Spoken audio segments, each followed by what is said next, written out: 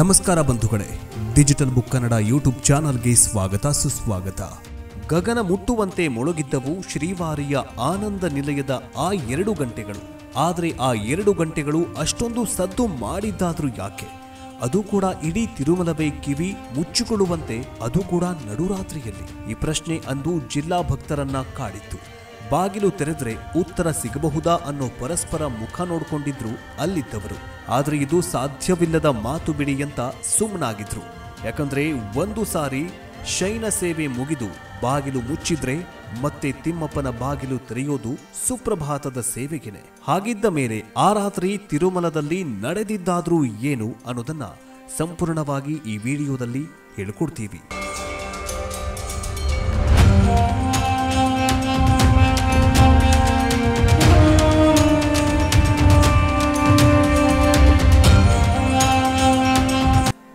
ನೀವೇನಾದ್ರೂ ತಿಮ್ಮಪ್ಪನ ಭಕ್ತರಾಗಿದ್ರೆ ಗೋವಿಂದ ಗೋವಿಂದ ಅಂತ ಕಮೆಂಟ್ ಮಾಡಿ.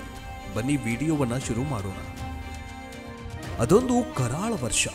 ಸಾಕ್ಷಾತ್ ವೆಂಕಟಗಿರಿಯಲ್ಲಿ ವಿಪರೀತ ಬರ ತಾಂಡವ ಮಾಡ್ತಾಗಿತ್ತು.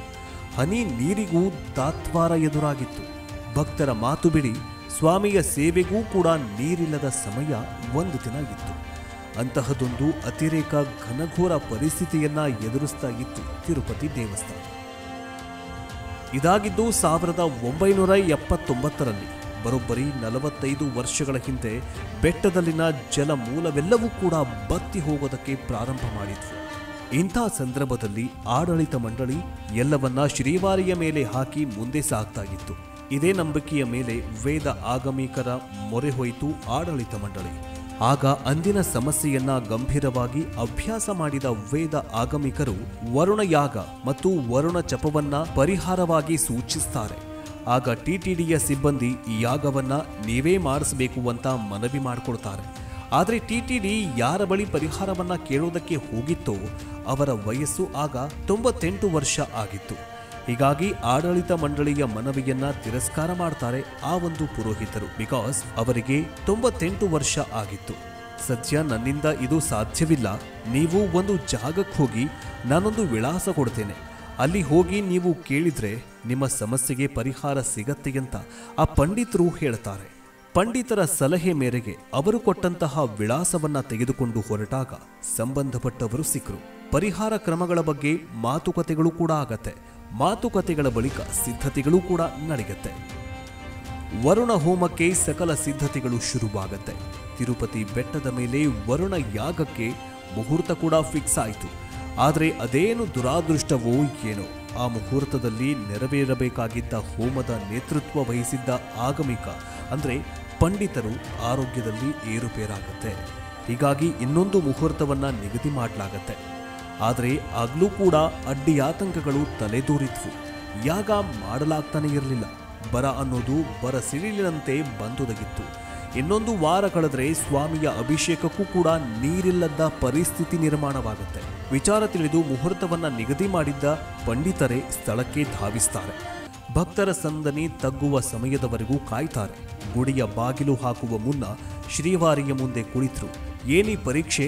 ಸನಾತನ ಧರ್ಮ ಘೋಷಣೆ ಮಾಡುವ ಪ್ರಯತ್ನದಲ್ಲೇ ಜೀವನ ಕಳೆದ ನಾನು ಗೊತ್ತು ಮಾಡಿದ ಮುಹೂರ್ತಕ್ಕೆ ಇಷ್ಟೊಂದು ಸರಣಿ ಪರೀಕ್ಷೆಗಳೇ? ಈ ರೀತಿ ವಿಘ್ನಗಳು ಇದು ಮುಂದುವರೆದ್ರೆ ಹೇಗೆ? ನಿನ್ನ ದರ್ಶನಕ್ಕೆ ಅಂತ ಬೆಟ್ಟಕ್ಕೆ ಬರುವ ಭಕ್ತರ ಕತೆ ಏನು? ಇನ್ನು ಮುಂದೆ ಅವರಿಗೆಲ್ಲ ದಿಕ್ಯಾರು? ಹೀಗೆಂದು ಕಣ್ಣೀರು ಹಾಕ್ತಾರಂತೆ ಆ ವೃದ್ಧ ಪಂಡಿತ. ಇಷ್ಟೆಲ್ಲ ಹೇಳಿ ಅಲ್ಲಿಂದ ಎದ್ದು ಬಂದ್ರಂತೆ. ಅದೇ ರಾತ್ರಿಯಲ್ಲಿ ನಡೆಯಿತು ನೋಡಿ ಯಾರೂ ನಿರೀಕ್ಷೆ ಮಾಡದ ಪವಾಡ. ನಟ್ಟ ನಡುರಾತ್ರಿ ಇಡೀ ತಿರುಮಲಕ್ಕೆ ತಿರುಮಲವೇ ಪವಣಿಸಿದೆ ಏನು ಎಂಬಂತೆ ನಿಶಬ್ದ ಮೌನ ಹೊತ್ತ ಗಳಿಗೆಯಲ್ಲಿ ಅದೊಂದು ಶಬ್ದ ಮೊಳಗಿತ್ತು. ಗರ್ಭಗುಡಿಯಲ್ಲಿ ಇದ್ದ ಗಂಟೆಗಳು ಅತ್ಯಂತ ದೊಡ್ಡ ಶಬ್ದ ಮಾಡೋದಕ್ಕೆ ಶುರು ಮಾಡಿತ್ತು. ಆ ಗಂಟೆಗಳು ಮೊಳಗಿಸಿದ ಶಬ್ದಕ್ಕೆ ಇಡೀ ತಿರುಮಲ ತಿರುಪತಿ ಅರ್ಧ ರಾತ್ರಿಯಲ್ಲೇ ಎಚ್ಚರವಾಗಿತ್ತು. ಜಯ ವಿಜಯ್ ದ್ವಾರದಲ್ಲಿ ಇದ್ದ 2 ಗಂಟೆಗಳು ಶಬ್ದ ಮಾಡುತ್ತಲೇ ಇದ್ವು. ಅರೆ, ಮುಚ್ಚಿರುವ ದೇಗುಲದಲ್ಲಿ ಗಂಟೆಗಳು ಹೇಗೆ ಶಬ್ದ ಮಾಡ್ತಿದ್ದಾವೆ? ಯಾರಾದರೂ ಒಳಗೆ ಉಳಿದುಕೊಂಡ್ಬಿಟ್ರಾ ಎನ್ನುವ ಪ್ರಶ್ನೆ ಎದುರಾಯಿತು ಎಲ್ಲರಿಗೂ. ಭಕ್ತರು, ಪಂಡಿತರು, ಪತ್ರಿಕಾ ಮಾಧ್ಯಮದವರು ಕೂಡ ಬಂದ್ರಂತೆ ಬೆಟ್ಟಕ್ಕೆ ಅಂತು. ಶಬ್ದ ಕೇಳಿ ಆ ಕ್ಷಣವೇ ಬಂದರೂ ಕೂಡ ಮಧ್ಯರಾತ್ರಿಯಲ್ಲಿ ಗುಡಿಯ ಬಾಗಿಲು ತೆರೆಯುವಂತಿರಲಿಲ್ಲ. ಕಾರಣ ಶ್ರೀವಾರಿ ಸನ್ನಿಧಿಯಲ್ಲಿ ಆಚರಿಸಲಾಗುವ ಆಗಮ ಪದ್ಧತಿ.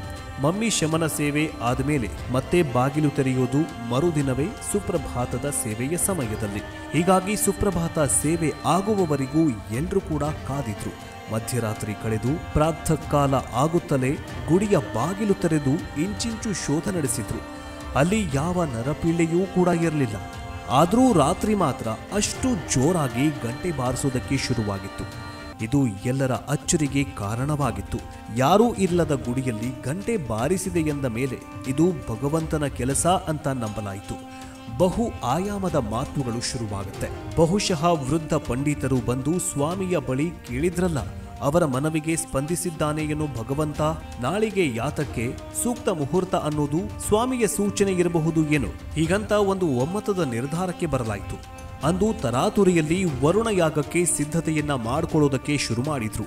ವರುಣ ಯಾಗಕ್ಕೆ ಸಿದ್ಧತೆಗಳು ಶುರುವಾದ ಮೇಲೆ ಬ್ರಹ್ಮಾಂಡವಾಗಿ ಯಾಗವೂ ಕೂಡ ನಡೆಯುತ್ತೆ. ಒಂದು ಕಡೆ ನೀರಿನಲ್ಲಿ ಮೂಗು ತನಕ ಮುಳುಗಿದ್ದ ವೃತ್ತಿಜರು ಧ್ಯಾನಸಕ್ತರಾದ್ರು. ಮತ್ತೊಂದು ಕಡೆ ಅನುಕ್ರಮಕ್ಕೆ ಸೂಕ್ತವಾಗಿ ಇನ್ನೊಂದಿಷ್ಟು ಪಂಡಿತರು ಹೋಮ ಮಾಡಿದ್ರು. ವೇದ ಘೋಷಣೆಗಳೊಂದಿಗೆ ಯಾಗ ಮುಂದುವರೆಯಿತು. 2 ದಿನ ಸಂಗೋಪಸಂಗವಾಗಿ ಯಾಗ ನೆರವೇರಿತು. ಮಾರನೇ ದಿನ ಶ್ರೀವಾರಿಯ ಉತ್ಸವ ಮೂರ್ತಿಯನ್ನ ತಂದು ಯಾಗ ಮಂಟಪದಲ್ಲಿ ಅಭಿಷೇಕ ಮಾಡಲಾಗಿತ್ತು. ಇದನ್ನ ಮಾಡಿದ್ರೆ 3 ದಿನದ ಯಾಗ ಸಂಪನ್ನವಾದಂತೆ. ಪುಷ್ಕರಣಿಯ ಪಕ್ಕ ವರಾಹಿ ಸ್ವಾಮಿ ದೇವಸ್ಥಾನದಲ್ಲಿ ಈ ಕಾರ್ಯವೂ ಕೂಡ ನೆರವೇರಿತು. ಇಷ್ಟಾದ ಮೇಲೆ ಮುಂದೇನೂ ಮಳೆ ಬರಬೇಕಿತ್ತೇನೋ, ಆದರೆ ತಲೆ ಎತ್ತಿ ನೋಡಿದ್ರೆ ಒಂದೇ ಒಂದು ಮೋಡ ಕೂಡ ಕವಿದಿರೋದಿಲ್ಲ. ಯಾಗ ಆರಂಭಿಸಿದ ಪಂಡಿತರು ಭಗವಂತನನ್ನ ಕೋರಲು ಪ್ರಾರಂಭ ಮಾಡಿದ್ರು. ಸ್ವಾಮಿ, ಯಾಗದಲ್ಲಿ ಏನಾದ್ರೂ ಕೊರತೆಯಾಯ್ತಾ, ಮನ್ನಿಸು ನಮ್ಮನ್ನ ಅಂತ ಕೋರಿಕೊಳ್ಳೋದಕ್ಕೆ ಶುರು ಮಾಡಿದ್ರು. ಕೆಲವರು ಮಾತ್ರ ಆಡಿಕೊಳ್ಳಲು ಶುರು ಮಾಡಿದ್ರಂತೆ. ಮಂತ್ರಕ್ಕೆ ಮಾವಿನಕಾಯಿ ಉದುರುತ್ತಾ ಇಷ್ಟೆಲ್ಲ ದುಡ್ಡು ಖರ್ಚು ಮಾಡಿಸಿದ್ದಾದ್ರೂ ಏನು, ಎಲ್ಲ ಬರೀ ಪೊಳ್ಳುವಂತ ಮೂಗು ಮುರಿಯೋದಕ್ಕೆ ಶುರು ಮಾಡಿದ್ರು ಇನ್ನೂ ಕೆಲವರು. ಆದರೆ ಜನರ ಮಾತು ಲೆಕ್ಕಿಸದೆ ಜಾಗಕ್ಕೆ ಕೂತಿದ್ದ ಪಂಡಿತರು ಮಾತ್ರ ತಮ್ಮ ಮಂತ್ರೋಚ್ಚಾರವನ್ನ ಮುಂದುವರಿಸಿದ್ರು. ಈ ಮಾತುಕತೆ ನಡೆಯುತ್ತಿರುವಾಗಲೇ ನೋಡಿ ನಡೀತು ಒಂದು ಪವಾಡ. ಕೆಲವೇ ನಿಮಿಷಗಳಾಗಿತ್ತು. ಶುದ್ಧ ಕಡುನೀಲಿಯಾಗಿದ್ದ ಆಕಾಶ ಇದ್ದಕ್ಕಿದ್ದಂತೆ ಕಪ್ಪಗಾಯಿತು. ಅದೇನು ಆಕಾಶವೇ ಸೀಳಿಕೊಂಡು ನೀರು ಸುರಿಯುತ್ತೇನೋ ಎಂಬಂತೆ ಕುಂಭ ದ್ರೋಣ ಮಳೆಯಾಯಿತು. ಬರದ ಬೇಗೆಯಿಂದ ಬಾಯಿ ತೆರೆದು ನಿಂತಿದ್ದ ತಿರುಮಲದ ಜಲಮೂಲಗಳೆಲ್ಲವೂ ತಂಪಾದವು. ಮತ್ತೆ ಮೈ ತುಂಬಿಕೊಂಡ್ವು. ಅಲ್ಲಿದ್ದ ಎಲ್ಲ ಕೆರೆಗಳು, ಕಟ್ಟೆಗಳು, ನದಿಗಳು ಇದೆಲ್ಲವೂ ಕೂಡ ಶ್ರೀವಾರಿಯ ಪವಾಡದಿಂದ. ಅಂದಿನಿಂದ ಇಂದಿನವರೆಗೂ ತಿರುಮಲದಲ್ಲಿ ನೀರಿನ ಸಮಸ್ಯೆ ಎದುರಾಗಿದ್ದೇ ಇಲ್ಲ. ಇದು ಶ್ರೀನಿವಾಸನ ಕೃಪೆ, ಮಹಿಮೆ ಅಲ್ಲದೆ ಮತ್ತೇನು. ನೀವೇನಾದ್ರೂ ತಿಮ್ಮಪ್ಪನ ಭಕ್ತರಾಗಿದ್ರೆ ಈ ಕೂಡಲೇ ಜೈ ತಿಮ್ಮಪ್ಪ ಅಂತ ಕಮೆಂಟ್ ಮಾಡಿ. ಮುಂದಿನ ವಿಡಿಯೋದಲ್ಲಿ ಮತ್ತೆ ಸಿಗೋಣ. ಜೈ ಹಿಂದ್, ಜೈ ಕರ್ನಾಟಕ, ಗೋವಿಂದ ಗೋವಿಂದ.